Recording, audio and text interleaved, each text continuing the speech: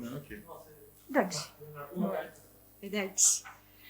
Hello, my name is Maria Gkini and I am an MSK physiotherapist. I have been working in Greece and the UK for the past 10 years in different clinical settings. And today I'm going to present adhesive capsulitis and how I would approach it with the Pilates method. So adhesive capsulitis, also known as frozen shoulder, is a painful and disabling condition. Adhesive capsulitis is an inflammatory condition thought to be causing injury or trauma, actually thought to be caused by injury or trauma, resulting into fibrosis of the glenohumeral joint. Basically, what is happening, all the connective tissue surrounding the shoulder joint becomes inflamed and stiff and greatly restricting range of movement and causing chronic pain. We all know the normal cause of frozen shoulder. We've got the freezing, the frozen, and the recovery stage. This can last for more or up to 2 years, and usually after 2 years, the shoulder returns back to normal. Let me give you a few details on the Pilates approach. It was originally called contrology. Pilates is an exercise approach developed in the 90s from Joseph Pilates, and it is based on Eastern theories of body, mind, and spirit, combined with Western theories of motor control, biomechanics of the body, and core stability. Proponents of Pilates claim that regular practice leads to relaxation, control of mind, improved core stability, better coordination, ideal posture, and greater joint range of movement, as well as decreased stress. The question is, why should we incorporate Pilates-based rehab into our frozen shoulder patients, whether those patients have been operated or not? Well, Pilates is becoming more and more popular in the recent years. You will see it on patients for rehabilitation purposes, but you will also see it on healthy individuals. And as you see, most elite athletes nowadays will have Pilates included into their strength and conditioning to help recover or prevent injuries.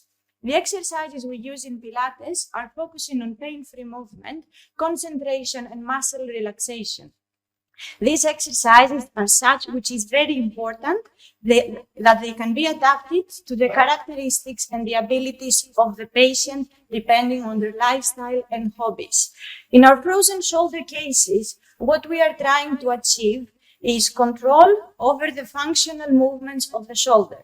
The first goal is to improve the stability of the scapular region, as the stabilization of the scapula is very essential for carrying out activities like retraction and depression of the scapula.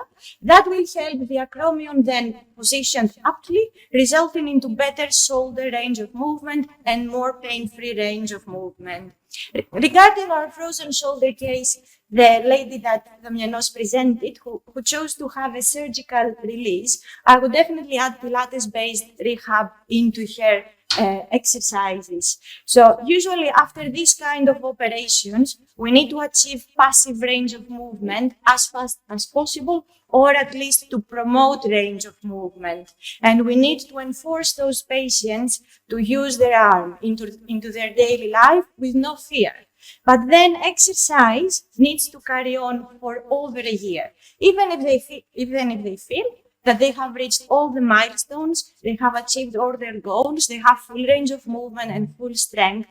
And that is because we should not forget that the shoulder will still go through all stages, freezing, frozen, and the thawing stage. But what is happening is that the operation and physiotherapy will help the patient go through the stages with less pain and more functions, which is very important for our patients. So Pilates will help people continue with exercise and maintain all achievements in range of movement and strength. There is quite a bit of proof that Pilates is very effective on kinesiophobia. And I am mentioning this because we have noticed that people that feel pain, either they are operated or not, they are afraid to move. So they will have a fear avoidance into movement, and we have to teach them again how to start moving in a safe way. So frozen shoulder, as it is associated with chronic pain due to its long-lasting prognosis, which can be for over 2 years, So it is associated with chronic pain, and that can lead to catastrophizing, which means that just the anticipation of increased pain or injury can further stimulate avoidance behaviors. So we usually have two paths. We have the first path where people understand the pain that they will go through, except if they do the operation, which will make things easier. They continue with their independence. They continue with their functions. They have no negative thoughts, and they understand the healing process that they will go through, which will eventually lead them into faster recovery. And we have the second path, like Mr. Simpson here, who actually are afraid to move. They overprotect the shoulder. They avoid any sort of motion that can create pain, which will result into disuse, disability, lower pain threshold, and eventually worsen the symptoms. The researchers have proven that clinical Pilates has a positive effect on daily functioning, and programs for only 6 weeks in duration were sufficient to resolve patients' fear of movement, and it is usually helping with anxiety and stress. If we have patients that are heading towards the second path, then we can monitor them with these scales. So we have the pain anxiety scale, the fear avoidance component scale, the FABQ questionnaire, and the Tampa scale of kinesiophobia, and we can monitor and track the symptoms of our patients if they are having any somatizing of their psychological pain or because of their fear. Research is quite in favor of Pilates when it has to do with pain, disability, increasing the function of the shoulder. We do need, though, to continue with more research, as choosing the right treatment for our patients is very important for their recovery. What we need to do during a Pilates session is monitor the movement patterns that are either next to impossible or can create the most discomfort. So these are usually shoulder abduction, flexion over 90, external rotation, and bringing the hand behind the back. And during our session and our Pilates repertoire, we monitor for any improvement and change. And we try to increase that range of movement in short bursts. So we do our mobility exercises. If the patients are in pain until they warm up, we continue with core strengthening, and then we can carry on with shoulder or thoracic mobility exercises. Very, very important to include scapular stabilization exercises, as mentioned before. And we need to have into our plan glenohumeral joint mobilization in the direction of pain, which is flexion, abduction, internal and external rotation. Thoracic mobility exercises are very important, as we can see how immobility and a kyphotic posture can immediately affect the shoulder range of movement, especially when trying to reach above the head. You can see that lordosis or immobility in the thoracic spine, it can affect our range of movement when we are reaching above the head.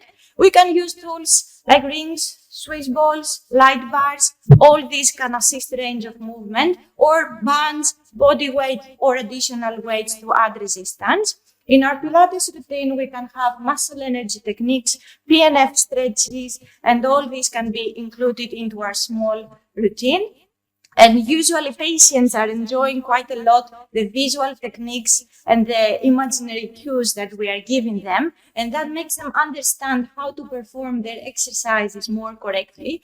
For example, during our Pilates session, we can use phrases like embracing the world, creating a rainbow in the sky, picking apples from different tree positions, shoulders into our back pockets, which is very, very important to keep the shoulders away from the ear and try to break down that pattern of elevating the scapula when trying to reach up. Wearing tight jeans, so we are asking them to engage the core and imagine that they are wearing those tight jeans, and we try to repeat those cues throughout our session so that it gets saved and get more automatic into their brain. And here is a short video of what we could do during a Pilates session. So we've got different exercises. We have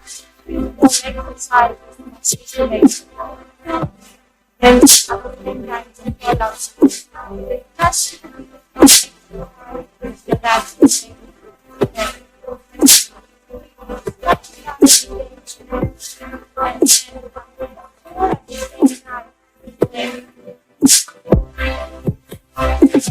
Rowing type exercises are very beneficial.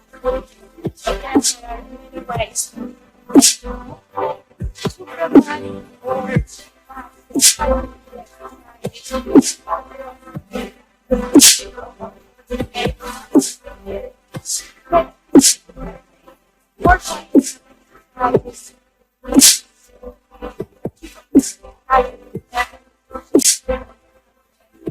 and lastly, diagonal movements, which are a bit more functional and they represent our daily life activities. Thank you.